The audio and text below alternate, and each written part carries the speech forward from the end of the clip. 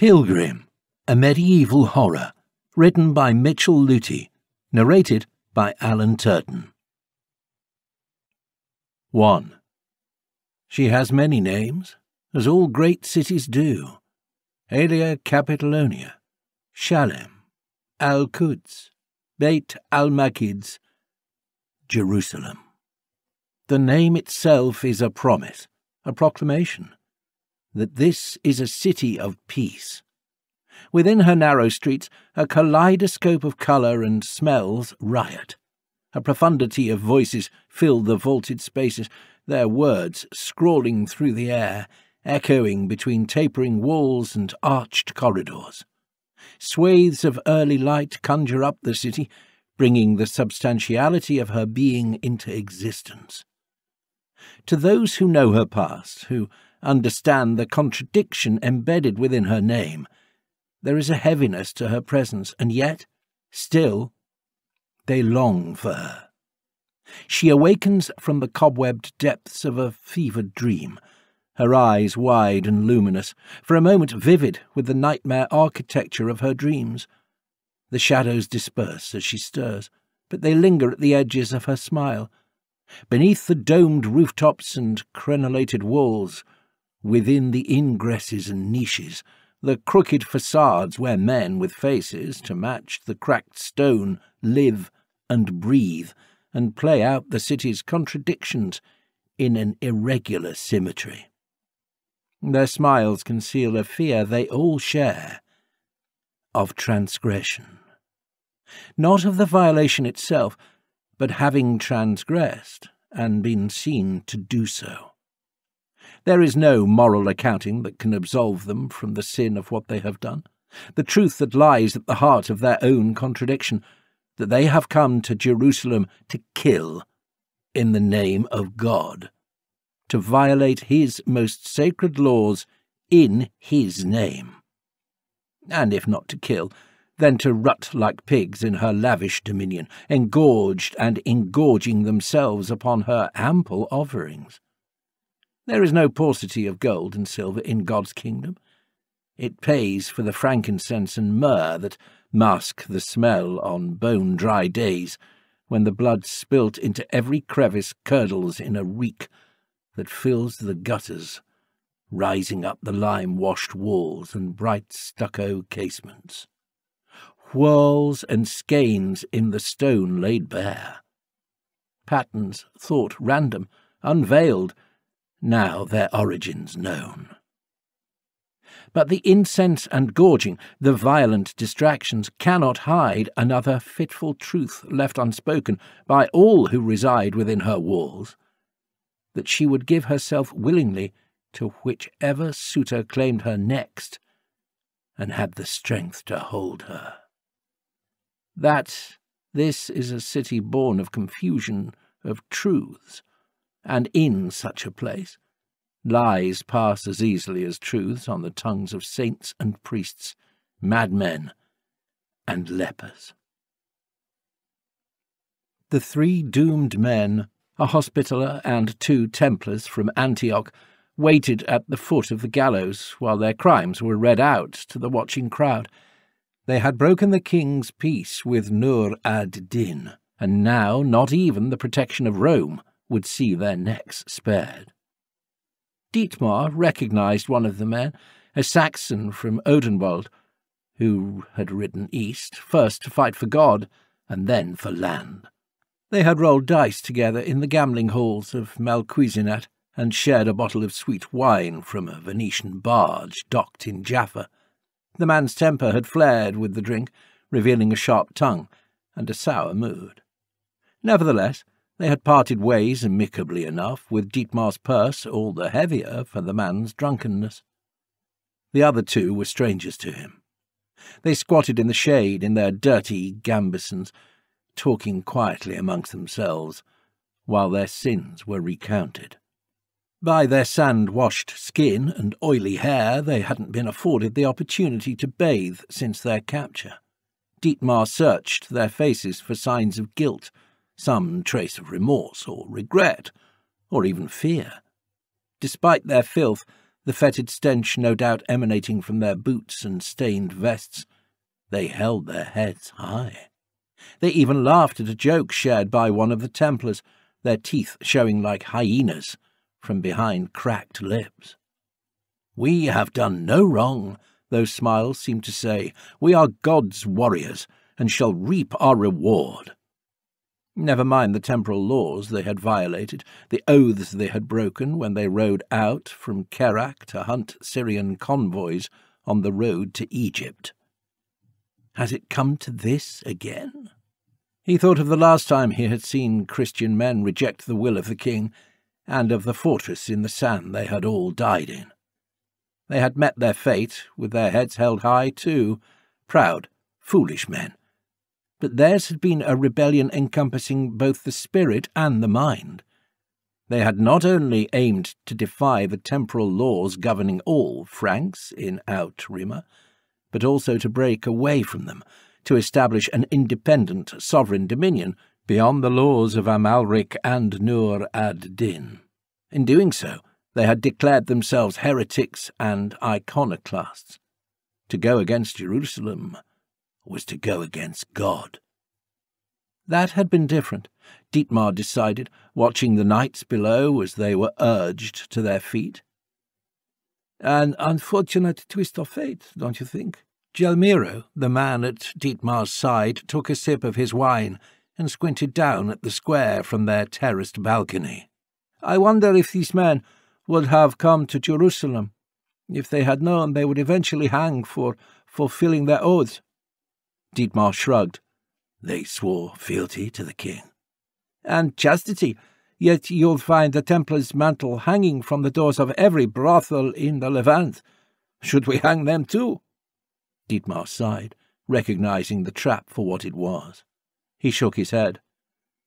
"So, what's the difference?" "The difference," Dietmar said, turning to appraise his companion, "is that Nur ad-Din has it in him to sack Jerusalem, whereas the whores do not." Gelmiro laughed and patted Dietmar's arm. "Wouldn't that be a more pleasing prospect? An army of whores, wielding swords like cocks as they storm the Temple Mount. Our brave knights powerless to stop them for fear of killing the bastards they pumped into their bellies." Dietmar choked on his wine and shook his head. "God's teeth! Are all Iberians as coarse as you?" "Are all Germans as genteel?" "No." "Then yes." Dietmar shook his head again, but smiled this time.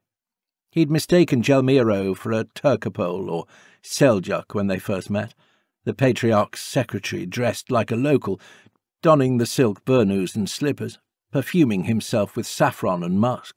His short black beard resembled that of a Syrian, and his swarthy complexion stood out among the Franks of the king's court.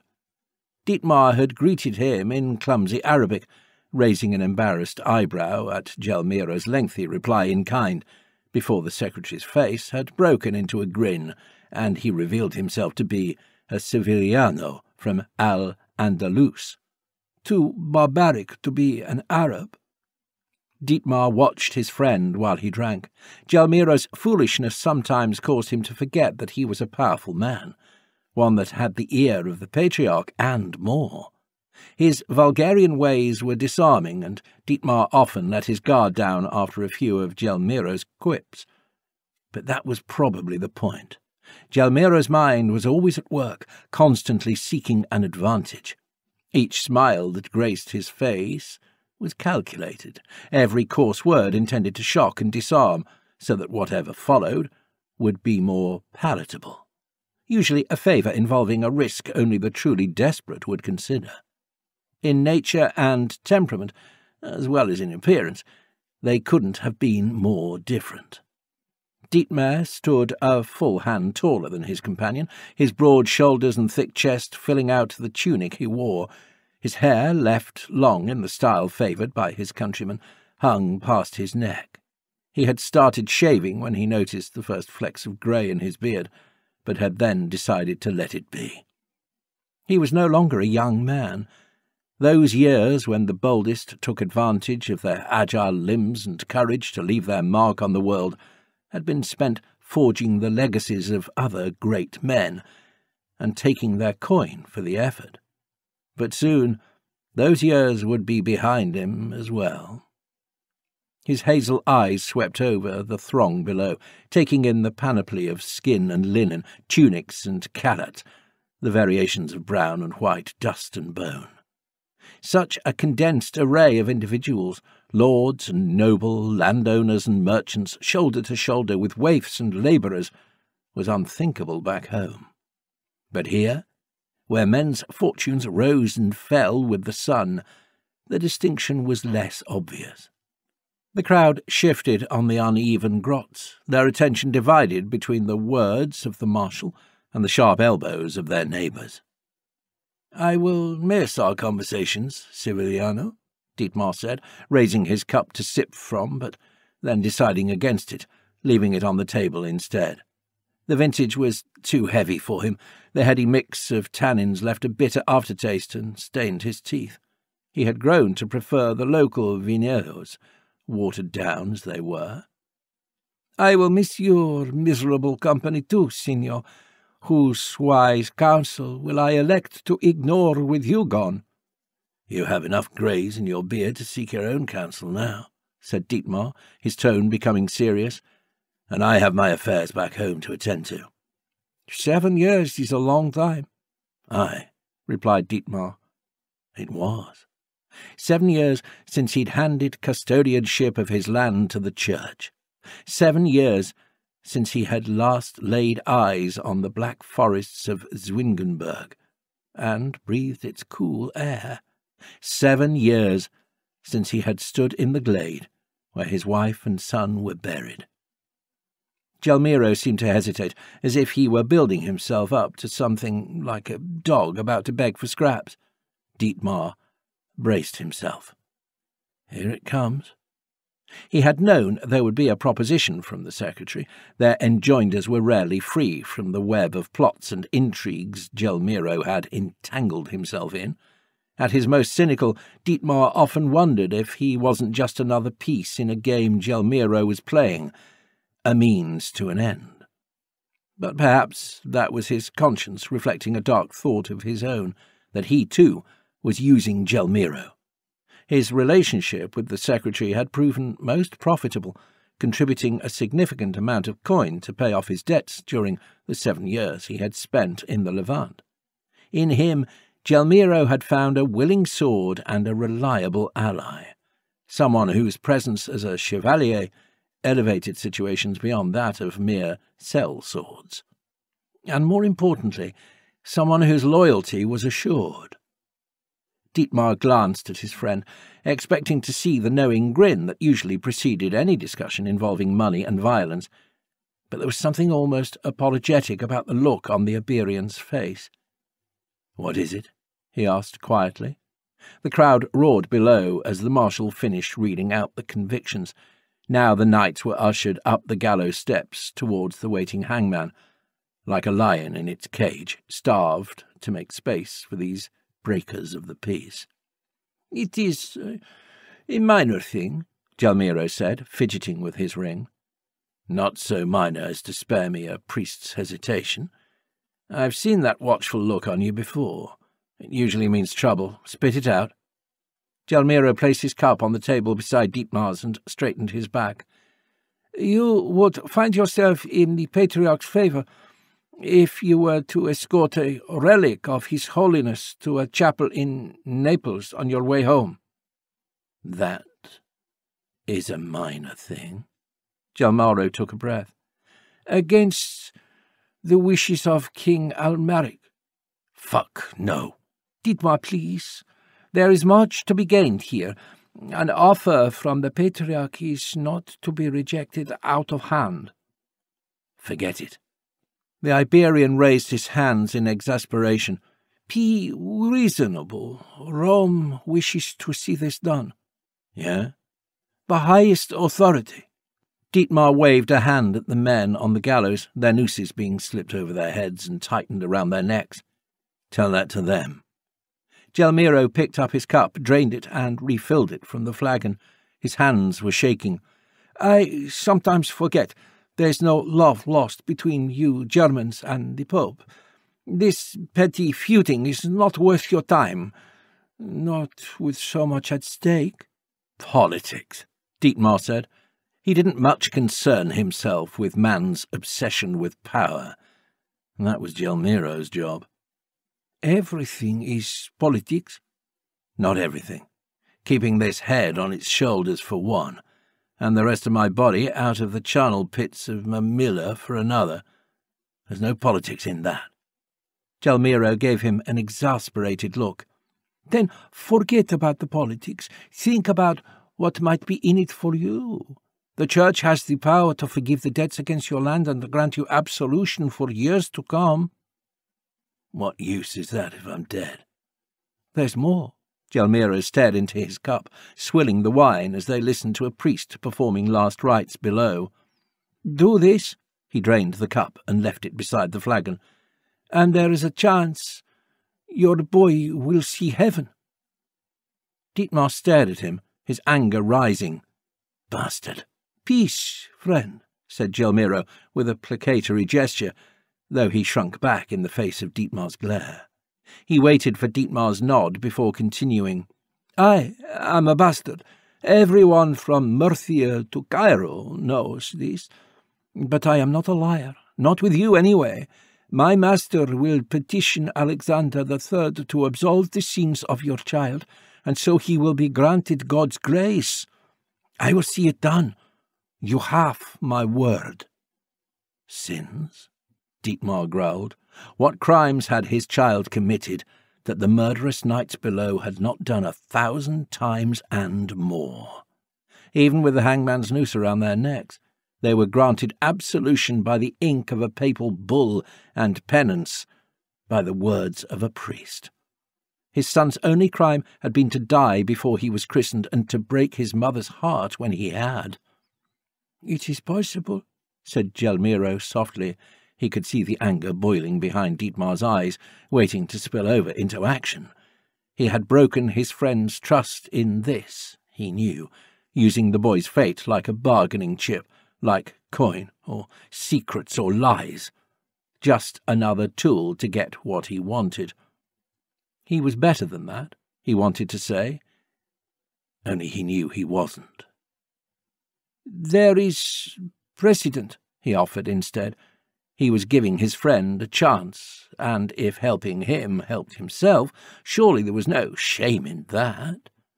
"The holy innocents, unbaptized Jews who received the beatific vision without fulfilling the sacrament."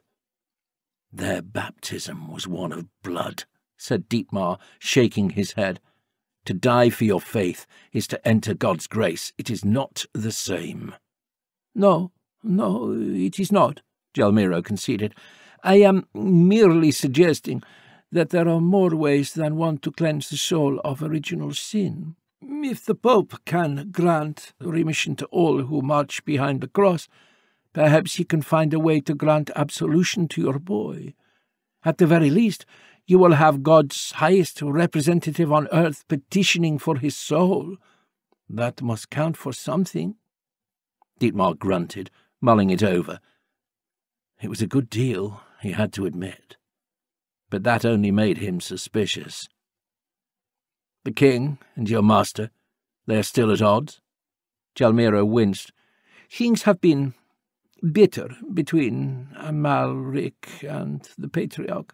My master is eager to see relations between them settled so that the business of running the kingdom can continue in earnest, but—" He waved his hand noncommittally. "Perhaps something the Patriarch should have considered before forcing Amalric to leave his wife. Divorce will do that to a man. Make him bitter." "He had no choice in the matter," Gelmiro sighed. "It was the baronage who decided it was time for Agnes of Courtenay to go. But I'll admit that was poorly done. Now Amalric is eyeing the church's properties and wondering if he shouldn't divorce us from our rentals in exchange. Of course, it was his new wife's idea to begin with. Sometimes I think God is mocking us." Dietmar chuckled. "It'd be a shame if the church were to be deprived of her rentals. That's what, half the city?" "You laugh," but it would be a catastrophe." Gelmiro dusted off the sleeves of his bunos and leaned against the balcony, sweeping the gathered crowd with his bead-like eyes. They were dark in his skull, but missed nothing. "The Patriarch's income from those properties is substantial. Without it, the church would surely flounder, and the city along with it." Dietmar frowned as his gaze shifted toward a pair of Fellahyn urchins watching the platform below. Their rags were no cleaner than those of the condemned, though they had committed no crimes to earn their inequity. "And how much of that income goes to alms, I wonder?" Dietmar looked away from the scene, gazing out over the city. "I see the Patriarch has begun work on restoring the old walls of the sepulchre, and the masons are already talking about the profits they'll make from his new tower in the quarter." "Important work," Gelmiro replied. "This city flourishes off the back of the pilgrim trade. The holy sites must be maintained, old ones restored." "New ones invented?" "Indeed," Gelmiro winked. "So I would prefer if the Patriarch's name, or mine for that matter, were never mentioned. It might give Amalric the pretext he needs to snatch up the last privileges of the church. There is nothing the court could do. He would have his just cause." "Aye, he would," Dietmar agreed, leaning against the railing beside Gelmiro, steepling his fingers as he thought things through. He had originally planned to secure passage from Jaffa before returning home to his own lands at a leisurely pace, perhaps visiting old friends along the way. This changes things. "If we were discovered—" "Don't be." "But if we were—" Dietmar's voice trailed off. "Then you will be on your own. My master won't intervene. He cannot afford the risk. I will do what I can unofficially, but—" "We'll hang." Gelmiro nodded. "That's the short of it. If they catch you in the desert, I suspect they'll forego the trial and bring back your heads. Regardless, it's a risk worth the reward, yes? I see your eyes, old friend. You are tempted." Dietmar snorted. "Why does Amalric care what the Pope does with his relics?" "Politics," said Gelmiro, a smile peeking through his beard. "If I'm to risk my neck for this, I'd rather know why." "So you'll do it?" "Aye. You knew I would, you sly weasel." "I suspected. There was as good a chance you'd fling me off the balcony instead." "I still might," said Dietmar. "Haven't made up my mind about that yet." Gelmiro chuckled, then raised his hand, staring into his palm. Down below, the crowd roared into life, cheering as the priest descended from the gallows steps. Night killing was a bitter business, but that didn't stop them from enjoying the show. Gelmiro waved his hand with a delicate flourish, moving his fingers like the wings of a starling. Like them, the starling did not belong here. It was an intruder, an interloper in the land of nightjars and sparrows. Only through violence had it managed to impose itself, fashioning the natural order around its presence. And like them, only violence could dislodge it. "Elisa Ephium could cure the sick with a single touch." Gelmiro turned his hand over and then dropped it by his side. "Leprosy, pox, rot, all cured. Sadly, through an irony crueler than that which has befallen our rampaging friends below. He could not heal himself. He eventually succumbed, drawing his last breath in some poor house in Cyprus, where he'd spent his final moments, helping the weak and infirm. For that, he was made a saint, his hand preserved by God's will, and not a little care is said to have retained some of its miraculous properties." "What's that to the king?" Gelmiro swayed his head, bobbing it like one of the court's preening peacocks. "I suppose you'll find out soon enough. The king's boy, young Baldwin, they say he is a leper." Dietmar sighed. He'd heard the whispers, impossible to avoid in a city steeped in courtly gossip. He'd paid them little heed. Such things were as unlikely to be true as they were dangerous to know. Even a lie could get your throat cut if it were the wrong lie. Poor bastard, Dietmar muttered. He was as good as dead already. How old is he now? 10, 12? Too young to have truly lived, to have even known what it was that he was losing. Old enough to understand his fate, Gelmiro replied, fidgeting with his ring as he voiced his thoughts. If the boy is to one day rule, he will require an advantage, or at least the appearance of one. Even if the hand does nothing, the court has yet to confirm Amalric's line of succession. They won't accept the boy if they think him weak. So it is politics, Dietmar growled. Gelmiro nodded. We must be cautious. If his father were to catch wind of our plans, the patriarch would disavow any involvement, and we would both face the hangman's noose. I don't need to tell you, but that fate would not befit my neck, nor yours. I would much prefer to see us grow old and drunk together. You in your cold, dark castle across the Rhine, and me sipping wine in God's kingdom. So why move it? Dietmar swiped lazily at a fly hovering near his cup. The sun was warm against his skin, and it felt good to be in it, even if it was to witness a hanging. From his spot on the terrace he could just make out the gardens adorning the inner walls of the city. Neatly trimmed rose hedges followed the walkway, which cut between the carnations and jasmine rows. The pathways culminated in a fountain in the middle of the yard, surrounded by tall cedars and wide-limbed lemon trees. On the other side of the garden, away from the living quarters, lay the stables and livestock markets. All manner of birds rested in hocks, waiting to be bought for food, or their eggs, or their songs. Pigs wallowed in the mud closer to St. Stephen's Gate. Nobody cared for their songs. Dietmar could see as far as Mount Montjury, where the Christian kings had camped the eve before taking Jerusalem. They'd stripped the forests bare to fuel their siege, leaving behind a gnarled mound. Behind him was their prize, the peaks of the Holy Sepulchre, the very heart of Christendom. Men had waded in blood up to their knees and bridle reins to secure it. Some of that blood had never been washed away, even long after the men who'd spilt it had gone to meet their God. The Church's needs are greater, Gelmiro stated plainly. Our time here as Christians is drawing to a close, my friend.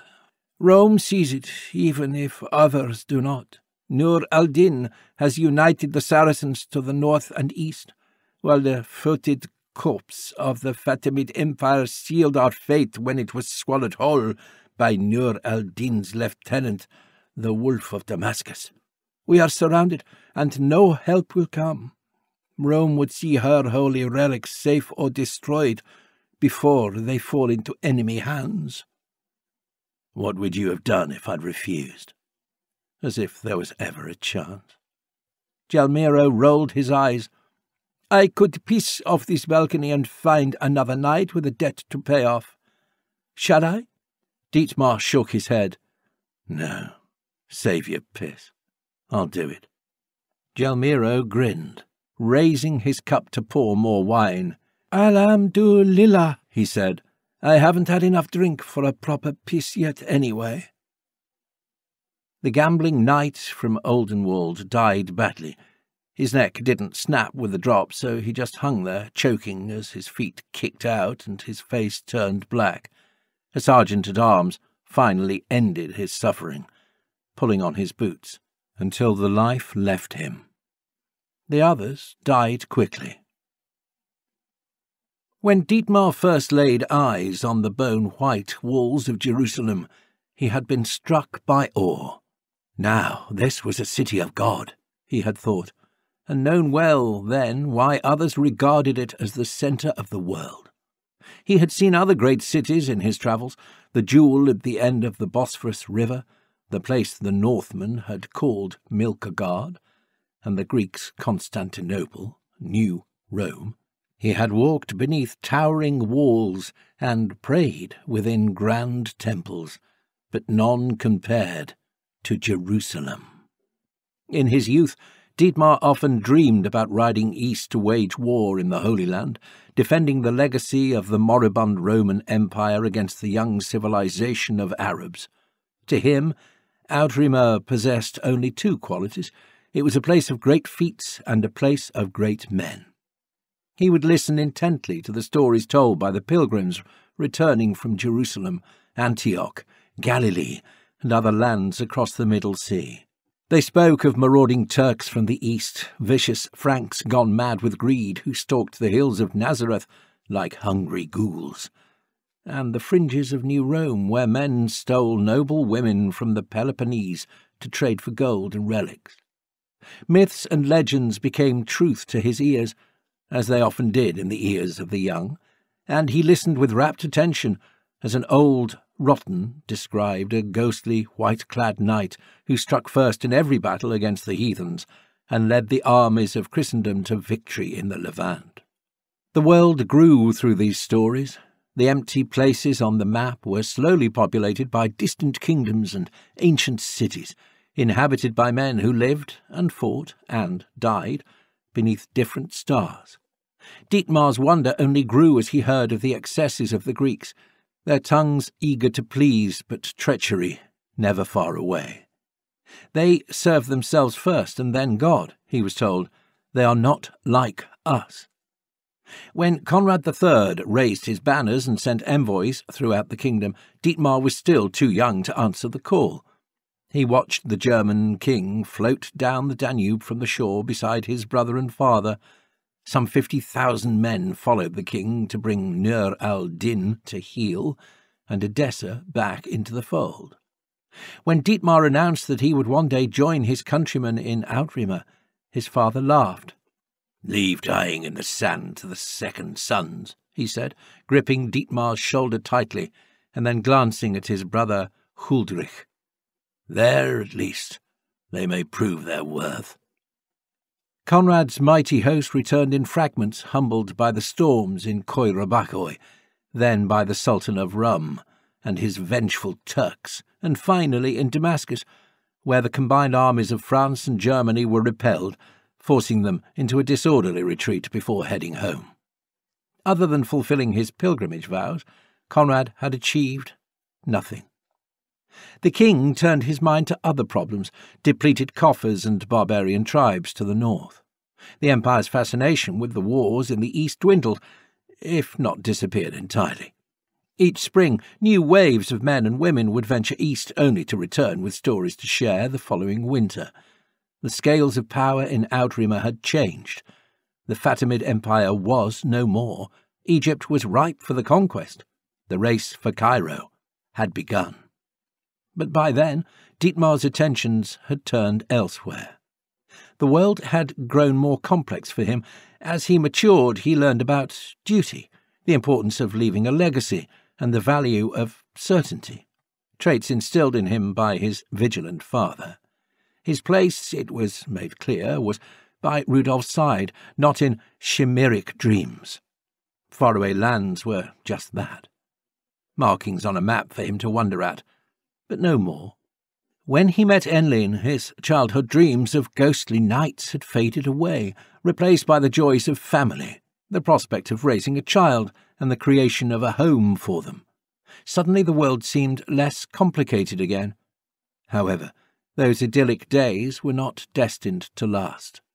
Standing in Jerusalem that first morning had felt like awakening from a dream that had been equal parts good and bad before it had slipped into a nightmare that had nearly consumed him.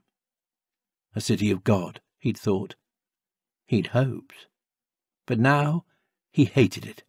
The heady scent of saffron and cloves had disguised the rot when he first arrived from Jaffa after crossing the Middle Sea. Smiling faces had greeted him from the Barbican of St. Stephen's Gate, where the first Christian martyr had been condemned as a blasphemer and then stoned to death. Those friendly faces had promised him much and welcomed him as a friend. He hadn't noticed their broken teeth, their tombstone grins. It wasn't just the people that unnerved him. The city was old, its history violent. The scars of the past were etched in its stone. The Holy Sepulchre, where Christian men had tortured Orthodox priests to relinquish the shard of the true cross. The streets and houses where warrior pilgrims had ruthlessly slaughtered anything that moved and pillaged what remained. In a certain light, Dietmar could almost see remnants of bloodstains on the platform leading to the Temple Mount, where countless Muslims had perished, trampled by the mob, caught in the frenzy or falling from the steps as they tried to escape. The violence had ceased only when the stench became unbearable, and that smell had never truly left.